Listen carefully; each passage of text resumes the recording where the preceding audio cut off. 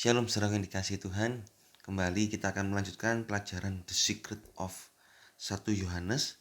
Kita sudah masuk di dalam pasal yang ketiga, ayat yang ke-9. Di pasal yang ketiga, ayat yang ke-9, kita sudah melihat di bagian yang pertama, yaitu tentang kelahiran baru. Ya, saya bacakan lagi 1 Yohanes 3 ayat yang ke-9. Setiap orang yang lahir dari Allah tidak berbuat dosa, sebab benih Allah tetap tinggal di dalam dia, dan ia tidak dapat berbuat dosa sebab ia lahir dari Allah.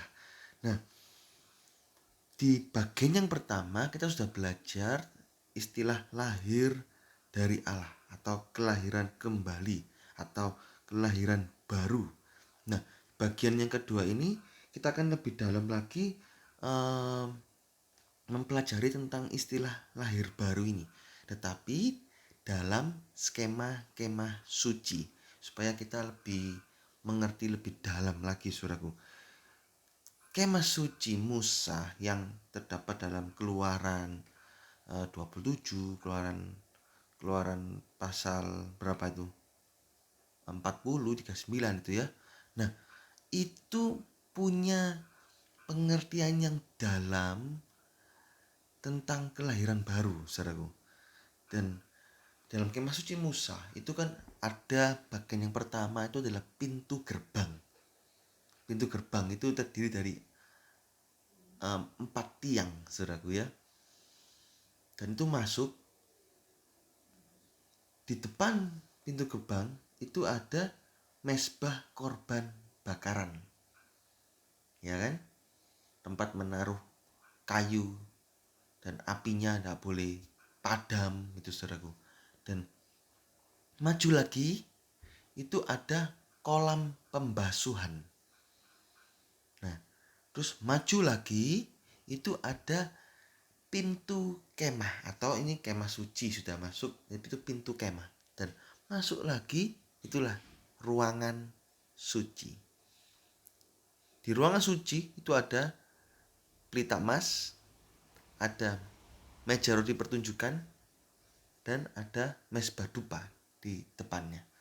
Nah, maju lagi itu ruangan maha suci, tempat tabut perjanjian ada.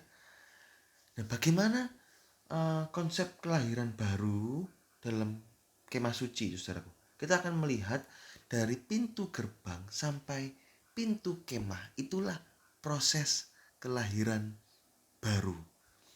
Di pintu gerbang, apa arti itu pintu gerbang, saudaraku? Pintu gerbang ini punya 4 tiang. Yang lebarnya itu 20 hasta, 20 hasta, 20 hasta. Jadi 4 tiang ini ya. Itu lambang apa? Itu lambang 4 Injil, yaitu Matius, Markus, Lukas, Yohanes. Dan lebar 20 hasta, jadi antara tiang satu dengan tiang lain itu lebarnya 20 hasta. Ini adalah lambang orang laki-laki yang berumur 20 tahun ke atas yang sanggup berperang. Itu dalam Bilangan 1 ayat yang ke-20. Dan orang yang sudah sanggup berperang itu harus mempersembahkan setengah shikal. Setengah shikal ini tidak boleh lebih. Oh, saya orang kaya, saya persembahkan 1 shikal. Nggak perlu. Saya orang miskin, saya mempersembahkan 1/4 shikal. Juga tidak boleh. Itu di dalam Keluaran 30 ayat 14 sampai 15. Jadi harus setengah shikal. Berbagai latar belakang, berbagai macam-macam hal, umur, pokoknya 20 tahun ke atas sanggup berperang, mempersembahkan setengah shikal. Apa arti semuanya ini, saudaraku? Inilah arti atau lambang percaya kepada Tuhan Yesus yang merupakan pintu keselamatan. Jadi pintu gerbang ini artinya Tuhan Yesus. Percaya kepada Tuhan Yesus masuk. Dibedakan. Kemah suci itu dibedakan. Luar ada pagar halaman itu merupakan pemisah antara luar halaman dan di dalam halaman. Luar halaman ini lambang orang berdosa. Masuk pintu gerbang itu percaya kepada Tuhan Yesus, itu kita menjadi orang percaya, saudaraku. Nah, di dalam Yesus itu ada keselamatan. Saat kita bertobat dan mengaku percaya kepada Tuhan Yesus, maka kita masuk iman. Saat itulah kita harus mempersembahkan setengah shikal. Apa arti setengah shikal? Inilah ukuran untuk mengadakan pendamaian nyawa. Sesuatu yang orang miskin dan orang kaya bisa memberi dalam satu ukuran. Apa itu? Itulah segenap hati. Hati. Orang miskin, orang kaya bisa mempersembahkannya, saudaraku.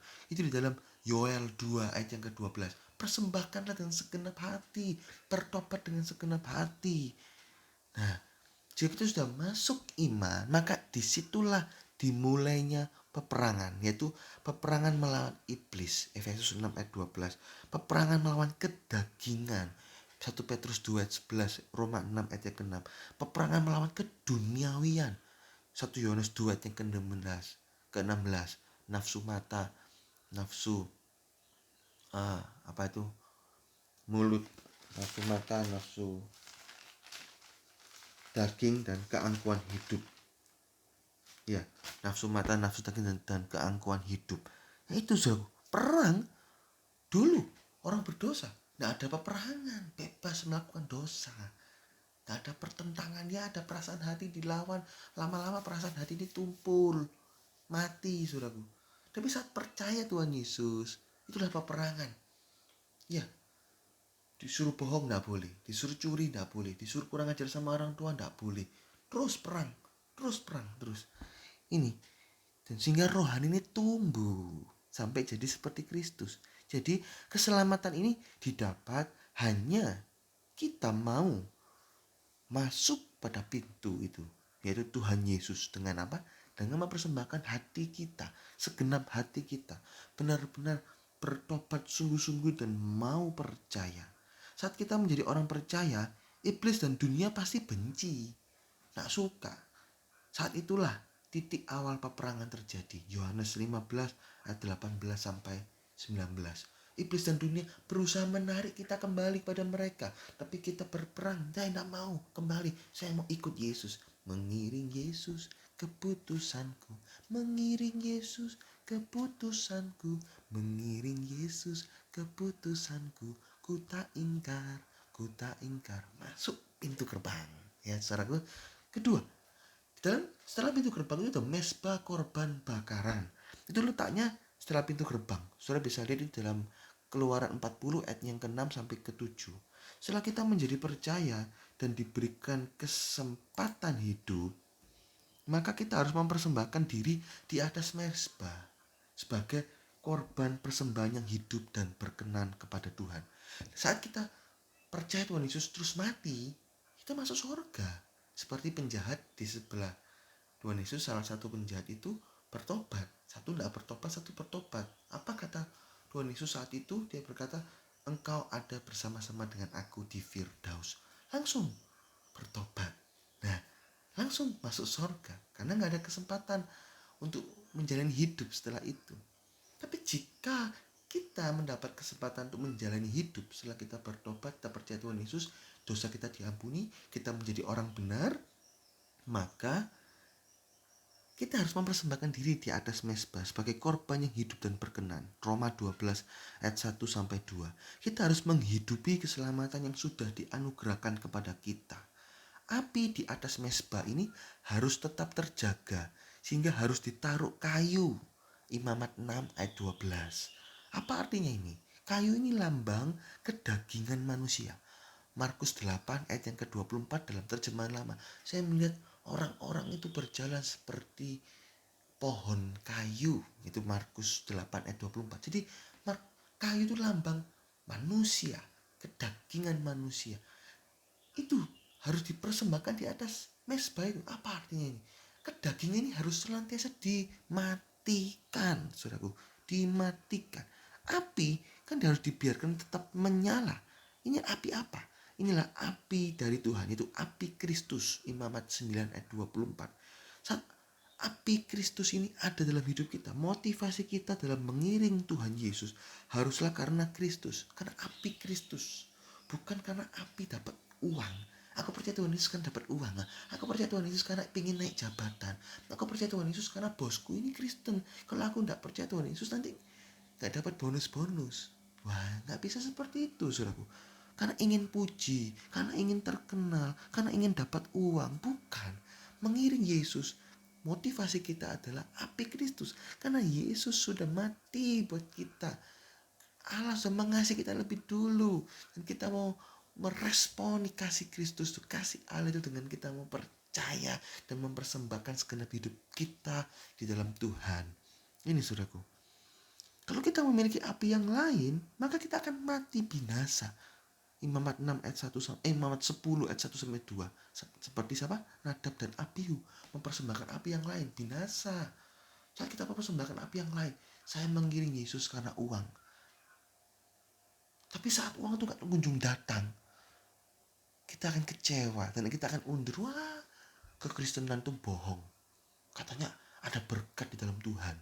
Saat kita masuk, mana berkat gak kunjung datang. Katanya kalau saya mempersembahkan 1 rumah dapat 2 rumah. Mana? Kok gak dapat? Malah kata saya jadi bangkrut karena saya mempersembahkan rumah saya itu yang bernilai 2 miliar misalnya.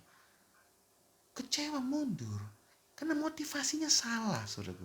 Motivasi kita mengiring Yesus, percaya Tuhan Yesus, karena Yesus sudah mati lebih dulu.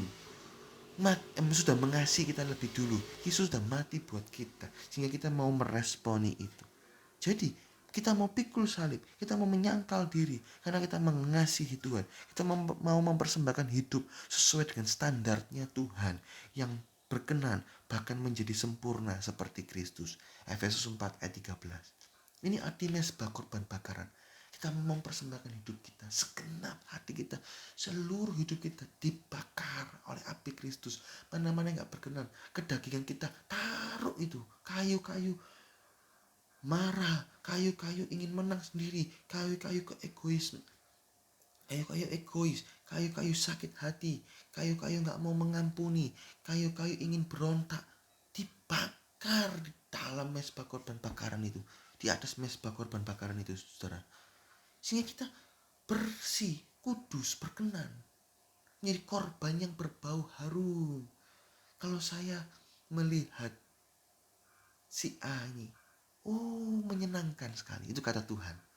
Kenapa? Karena hidupnya berkenan kepada Tuhan. Hidupnya gak neko-neko. Kalau Tuhan suruh apa, dijalankan.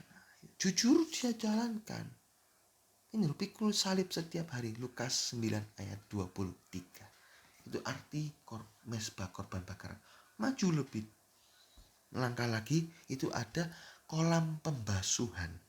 Kolam pembasuhan ini letaknya di antara mesbah korban bakaran dan pintu kemah atau kemah suci di tengah-tengah. Itu di dalam Keluaran 40 ayat yang ke-7.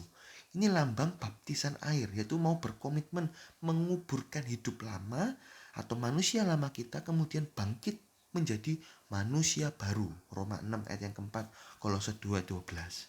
Jika seseorang sudah percaya kepada Tuhan Yesus tetapi tidak mau dibaptiskan, maka orang tersebut menolak kehendak Allah.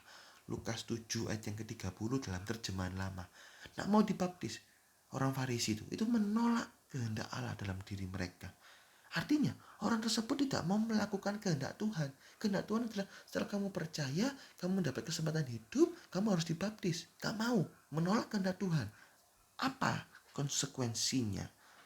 Orang yang menolak kehendak Tuhan, maka orang tersebut tidak dikenal Allah. Matius 7 ayat 21 sampai 23. Aku tidak kenal kamu, nyala engkau, sang pembuat kejahatan, karena kamu nggak mau melakukan kehendak Tuhan. Hati-hati saudara. Baptisan air ini adalah tanda komitmen mengiring Yesus, keputusan kita selama-lamanya. Kisah 2 ayat 38. Berbalik, bertobat, dan dibaptiskan di dalam nama Yesus. Ini paket saat seseorang percaya, pintu gerbang, bertobat, mau berkomitmen bertobat, tidak mau berbuat dosa lagi, mesbah korban bakaran, dan menguburkan hidup lama, komitmen dibaptis. Ya sudah, tandanya apa? Aku mau dibaptis. Menguburkan hidup yang lama, bangkit dengan hidup yang baru. Bagaimana dengan orang yang sudah sekarat di rumah sakit? Lah ini berlaku seperti penjahat di sebelah putra manusia Yesus. Saat disalib kan tidak sempat dibaptis. Ya masuk surga tetap. Tapi jika kita percaya Tuhan Yesus, bertobat dan mendapat kesempatan hidup, sekali lagi saya katakan mendapat kesempatan hidup, bisa dibaptis, ya harus monggo dibaptis. Jangan tidak mau dibaptis. Ya, pokoknya kalau nggak ada kesempatan dibaptis, ya mati masuk surga. Mati masuk surga. Sekarat di rumah sakit. Waduh, nggak bisa kan? Stroke misalnya. Mau dibawa ke kolam pembasuhan. Kan nggak mungkin. Ya sudah, pokoknya didoakan, mengaku percaya Tuhan Yesus, percaya masuk surga. Bahkan ada orang yang stroke sudah nggak bisa berkata-kata lagi, tapi tetap kita doakan sebagai hamba Tuhan, doakan percaya Tuhan Yesus ya, Tuhan Yesus. Ada respon-respon dan ada kesaksian roh kita mengatakan ya ini sudah percaya Tuhan Yesus. Mungkin kita nggak bisa melihat dengan nggak bisa mendengar dengan mulut, tapi orang tersebut tiba-tiba mengeluarkan air mata. Itu oh ya, orang ini sudah bertobat. Itu saudaraku. Dan hanya Tuhan dan Dia yang tahu pertobatannya. Tapi kita tetap doakan. Gak sempat dibaptis, tidak apa-apa, mati, masuk surga. Nih ini ya, saudaraku, tentang baptisan air. Jika kuat untuk menjalani baptisan, maka harus dibaptiskan sebagai tanda komitmen menanggalkan manusia lama dan memakai manusia baru. Kata menanggalkan ini dalam Efesus 4 ayat yang ke-22, bahasa Yunaninya apotithemi, yang artinya melepaskan hidup lama. Dilepaskan, ditanggalkan, seperti orang menanggalkan baju, menanggalkan jubah, dan pakai jubah yang baru. So simple, saudaraku. Sangat sederhana. Saat kita mau saja, maka Tuhan akan memberikan kekuatan agar kita bisa menyangkal diri dan memikul salib. Kita nggak bisa hidup suci dengan kekuatan sendiri, saudaraku. Melainkan harus minta anugerah Allah. Jadilah kuat oleh anugerah Allah. Di pihak kita mau berusaha mengisi dengan kebutuhan-kebutuhan pokok rohani. Apa itu kebutuhan pokok rohani? Hidup suci, pikul salib. Saudaraku, mau bersekutu, suka berdoa, suka ibadah, suka baca Alkitab, dan mau melayani Tuhan. 7 kebutuhan pokok rohani kita isi terus sehingga rohani kita tetap kuat. Daging jangan diberi makan sehingga daging tak berdaya. Bahasa Yunaninya Roma 6 ayat yang ke-6. Mematikan daging itu katargeo, dinulkan. Seperti volume radio itu, radio lama itu yang putar-putar itu dinulkan. Kalau off klik itu kita masuk surga, nggak bisa. Daging benar-benar mati total. Tapi kan selama hidup dalam dunia ini nggak bisa mati total, ya dinolkan. Daging mau bersuara nggak boleh, dinolkan terus. Itu katargeo. Di pihak Allah, Dia akan memberikan kita kekuatan agar bisa menolak dosa. Inilah kolam pembasuhan. Kalau ditanya dibaptis itu yang benar baptisan air atau baptisan percik atau baptisan bawa bendera, kalau saya, saudaraku, meyakini sesuai kebenaran firman Tuhan yang saya baca, yang benar adalah baptisan selam. Kenapa, saudaraku? Karena ini nggak perlu diperdebatkan. Saudara nggak mau mengakuinya, ya saya nggak bisa apa-apa, saudara. Tapi menurut firman Tuhan yang saya baca, yang saya yakini, baptisan yang benar itu baptisan selam, saudaraku. Kata baptisan itu baptiso itu akhirnya dikubur.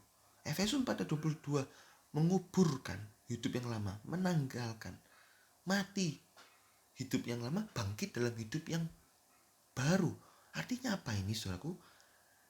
Kalau kita percik, itu kan bukan ditenggelamkan, bukan dikuburkan, cuma dipercik. Kata kubur, enggak ada istilah kubur itu separuh badan dikubur, kakinya di dalam tanah, badannya di atas tanah. Nggak mungkin. Ya serem, saudaraku, ya, mayat. Seperti mayat hidup lama, mayat itu dimatikan, itu dikubur, seluruhnya ditutup tanah. Nah itu kan artinya. Jadi kita ikuti aja standarnya Alkitab. Oh dikubur, ya itu baptis selam, celup, bangkit. Gitu, saudaraku. Kata baptisu juga seperti itu. Filipus dengan sida-sida Ethiopia, mengapa harus cari air? Kalau perlu baptisan pakai kendi apa ada, dipercik aja. Tapi kenapa harus cari air? Kenapa Yohanes harus dibaptis di sungai, membaptis di sungai Yordan? Kenapa baptisan jalanan aja, percik? Kan jalanan bisa bawa kendi berisi air, percik aja. Tapi kenapa harus di sungai Yordan?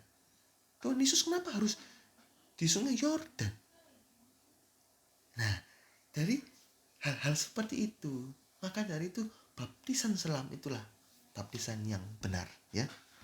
Keempat, saudaraku, ya, itu masuk lagi tentang pintu kemah. Karena ada pintu kemah itu masuk dalam ruangan suci. Proses kelahiran kembali memang sudah selesai pada kolam pembasuhan. Jadi kata lahir baru itu selesai sampai kolam pembasuhan.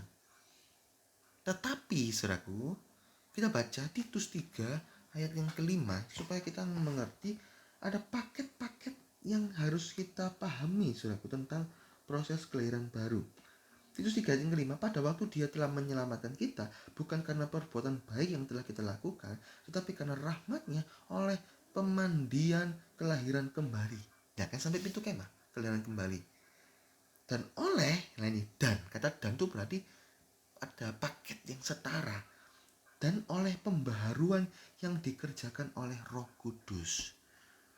Berdasarkan Titus 3 ayat 5, ada satu tahap lagi yang harus kita lalui, yaitu pembaharuan oleh Roh Kudus. Ini juga terpisah, tetapi juga termasuk dalam paket kelahiran baru. Karena menggunakan kata hubung dan, serta. Pembaharuan oleh Roh Kudus ini seperti pintu kemah dalam kemah suci, di mana seseorang dibaptiskan oleh Roh Kudus dengan tanda khasnya adalah berkata-kata dalam bahasa roh atau bahasa lidah yang bisa dilihat dan didengar. Kisah 2 ayat 33. Saat seseorang dibaptis oleh Roh Kudus kemudian mau dipimpin oleh Roh Kudus, maka akan terjadi pembaharuan, yaitu ada 3 pembaharuan. Pertama, pembaharuan pikiran, Efesus 4:23, Roma 12 ayat 2. Roh Kudus mampu memperbarui pola pikir kita menjadi seperti pikiran Kristus, 1 Korintus 2 ayat 16, sehingga bisa berpikir menurut apa yang Tuhan pikirkan sesuai firman Tuhan. Nah, bertobat itu juga mengandung 2 pengertian, saudaraku, yaitu di dalam firman Tuhan itu katanya berbalik arah, bahasa Ibrani syub, Yeskiel 33 ayat 14, dan pembaruan pikiran, bahasa Yunaninya adalah metanoia, Lukas 5 ayat 32. Kedua hal ini saling melengkapi, saling mengisi menjadi pertobatan yang sejati. Bertobat itu berbalik arah, tidak mau bertobat tapi masih melihat yang lama, enggak, berbalik arah langsung, toleh, berbalik arah 180 derajat. Kemudian pembaruan pikiran diisi dengan pikiran Kristus. Jangan seperti bangsa Israel, sudah berbalik arah ke Kanaan tapi pikirannya masih pikiran Mesir, masih ingin bawang bombay, daging, enak di Mesir walaupun diperbudak. Itu pikiran Mesir, pikiran hidup lama harus dibuang dengan pikiran Kristus, pikiran yang baru, mengarah kepada Kristus, hidup kepada kesucian. Itu, saudaraku, benar-benar putus hubungan dengan dunia ini. Roma 12 ayat 2, dipersembahkan di atas mezbah, saudaraku, ya. Kedua, pembaruan pengetahuan, Kolose 3 ayat 10. Roh Kudus juga bekerja memperbarui pengetahuan kita. Dia akan membawa kita kepada seluruh kebenaran, Yohanes 6 ayat 13. Kita harus makin mengerti kebenaran firman Tuhan yang murni, 1 Yohanes 2:27, sehingga tidak sampai diombang-ambingkan oleh arus pengajaran yang salah, Efesus 4 ayat 14. Jika pengertian-pengertian yang lama, bohong putih enggak apa-apa, bohong untuk kebaikan enggak apa-apa. Pembaruan pengetahuan, firman Tuhan bilang apa? Ya di atas yang ya, tidak di atas yang tidak. Lebihnya itu dari si jahat. Itu Matius 5 ayat 37. Oke, ya sudah, tertinggalkan pengertian-pengertian yang lama itu. Sesuaikan dengan firman Tuhan. Itu pembaruan pengetahuan. Dan ketiga, pembaruan karakter. 2 Korintus 4 ayat yang ke-16. Roh Kudus melakukan pembaruan karakter kita dari hari ke hari sampai seluruh hidup kita menjadi seperti Kristus. Efesus 4 ayat 13.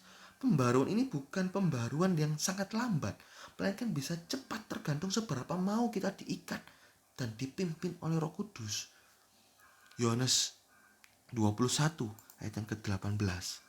Nah, semakin seseorang mau dipimpin oleh Roh Kudus, maka karakternya akan semakin cepat berubah, saudaraku. Ini, saudaraku, pembaruan oleh Roh Kudus. 3 pembaruan. Pembaruan pembaruan pikiran, pembaruan pengetahuan, pembaruan karakter, saudaraku. Ya, jadi ini adalah proses kelahiran baru dalam skema kemah suci. Nah, bagaimana jika kita sudah bertobat, sudah berbaptis, tapi belum menurut Roh Kudus? Ya enggak apa-apa. Minta baptisan Roh Kudus, minta.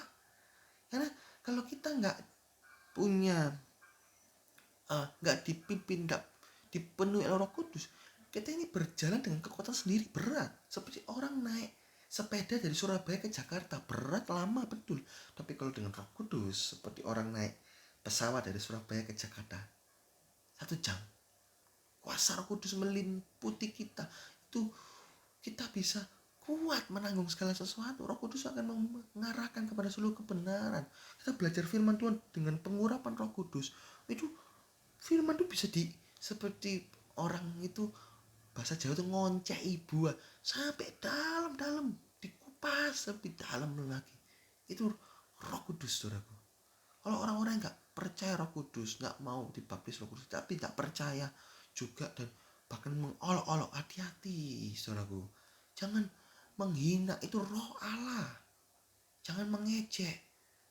Sudah, kalau nggak mau percaya baptis Roh Kudus, sudah diam saja, nggak perlu mengejek, mengolok-olok. Hati-hati menghujat Roh Kudus, hati-hati, saudaraku. Ya, kita yang paham tentang Roh Kudus, kuasa baptisan Roh Kudus, ayo minta. Loh, saya kok setelah baptis ini, atau saya percaya Tuhan Yesus ini kok belum dibaptis Roh Kudus? Minta aja terus, minta. Ada orang bisa dibaptis itu di rumah, saat makan, juga di becak, juga di bemo. Bisa, saudaraku. Di rumah doa tiap hari, tiba-tiba Tuhan tuh mengubah kata-kata kita menjadi bahasa roh itu. Wow, indah, saudara. Bukan bahasa yang dibuat-buat, bukan bahasa yang meniru-niru, bukan. Hati-hati, kalau niru-niru juga itu menghina juga, hati-hati, saudaraku. Nah, tanda khasnya itu bisa dilihat dan didengar. Dilihat ada perubahan karakter yang drastis, saudaraku. Dulu kurang ajar, sekarang kok berubah. Nah, Roh Kudus menguatkan kita. Juga bisa didengar, ada kata-kata bahasa lidah itu yang bisa kita terus, ini bahasa doa. Kapan-kapan kita akan belajar tentang faedah-faedah bahasa roh. Salah satunya, saudaraku, berbahasa roh ini itu bisa berdoa tanpa henti. 1 Tesalonika 5 ayat 16-17 ya, itu pray without ceasing. Bagaimana? Yaitu berbahasa roh sambil sembahyang, sambil bekerja, sambil masak, sambil cuci baju, sambil naik mobil, berbahasa roh. Tentu saja kalau di depan orang jangan berbahasa roh, kita dalam hati saja. Tapi kalau dalam mobil sendirian berbahasa roh enggak apa-apa, sambil nyanyi muji Tuhan berbahasa lidah, sambil masak, oh indah. Sambil tunggu potong rambut dalam hati berbahasa roh, oh indah. Itu nambah jam doa. Ada 3 jam doa yang bisa kita kerjakan. Pertama adalah doa bilik, ya, doa di dalam kamar, ada doa minim berapa? 1 jam. Doa senantiasa itu berbahasa roh. Ingat-ingat sedikit berbahasa roh. Connect terus dengan Tuhan. Dan ketiga, hubungan baik. Hubungan baik itu seperti sinyal handphone dengan satelit. Pokok ada sambungan, mau telepon kapanpun, siapapun, dimanapun, nyambung. Itu ada hubungan baik kita dengan Tuhan. Karena bahasa lidah sudah connect. Gak perlu doa. Aku kalau doa itu ya harus tunggu sampai 10 menit baru bisa connect. Enggak. Kalau kita hubungan dengan Tuhan baik, karena Tuhan Yesus itu sudah ada satu kesegaran dalam hati kita. Tuhan Yesus tolong, ini kok ada jalan buntu, ada masalah, ada damai sejahtera, dan Tuhan tuh rasanya dekat dan menuntun. Roh Kudus akan menuntun. Ya, kamu arahkan ke sini, dia akan ke sini. Dan hasilnya adalah kemenangan. Itu, saudaraku. Ya, doa berbahasa roh, pembaharuan oleh Roh Kudus.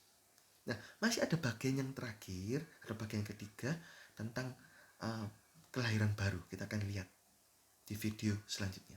Puji Tuhan, Tuhan Yesus memberkati.